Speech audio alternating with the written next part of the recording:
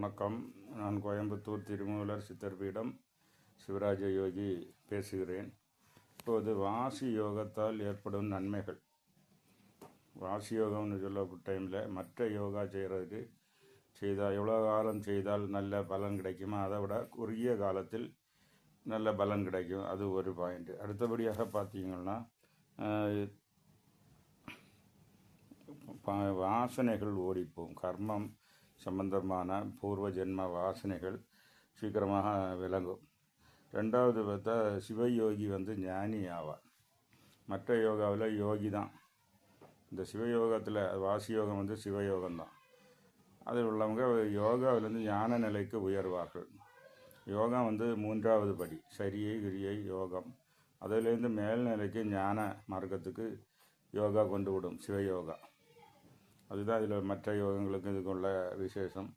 அப்போ அந்த வாசி யோகம் அப்படி அதன் வழியாக கிடைக்கும். அடுத்து காயகல்பம் செப்பரேட் யோகா இருக்குது. ஆனால் இது வாசி யோகம் ஒழுங்காக செய்தால் அந்த காயகல்பமும் ஆட்டோமேட்டிக்காக கிடைக்கும். அதில் உள்ள எண்டோக்ரைன் கிளான்ஸ், வாத பித்த கபம் எல்லாம் சீரமைந்து உடல் அதிக நாள் ஆரோக்கியத்துடன் வாழ உள்ள பலன் கிடைக்கும்.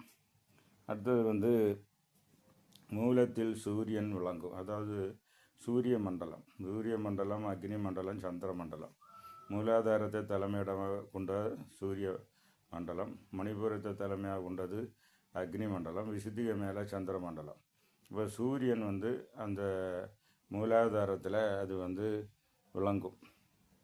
அடுத்தது சக்கரங்கள், சக்கர ஆக்டிவேஷன், குண்டலினி யோகா. குண்டலினி ரைஸ் ஆகிறதுக்கு சக்கரங்கள் உணரணும், மேல் நோக்கு முகமாக அமையணும். அது வாசி யோகா பண்ணால் தானாகவே அது மேல் பக்கமாக உயர்ந்து வரும். அப்போ அதுக்காக ஒரு சமயம் அதிகமாக தேவைப்படாது. அடுத்தது கும்பகம் தானே வந்துவிடும். கேவல கும்பகம், அதாவது தானாக வரக்கூடிய கும்பகத்துப்படி பேர் கேவல கும்பகம். அது வாசி யோகா செய்யக்கூடியவங்களுக்கு இயற்கையாக அமையும். என்றால் சூலமான உள்ள ப்ரீத்திங் குறைஞ்சி சூக்ஷ்மமான ப்ரீத்திங் வளரும்.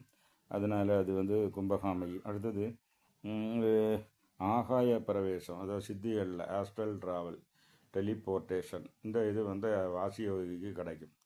அது அவங்க ஆசைப்பட வேண்டிய தேவையில்லை. அது காலகட்டம் தேவைப்படும்போது அது தானாக அடுத்தது வாயுக்கள் ஒடுங்கும். தச வாயுக்கள் இப்போ மிகுந்து வேலை செய்து கொண்டு வாசி யோகா பண்ணுவோம். தச வாயுக்களும் அது ஒடுங்கி அவங்களுக்கு மெய்ஞான தேகம் ஏற்படும். அதே மாதிரி பரிபூரண சச்சிதானந்தத்தில் அவங்க அழுந்தலாம். அதாவது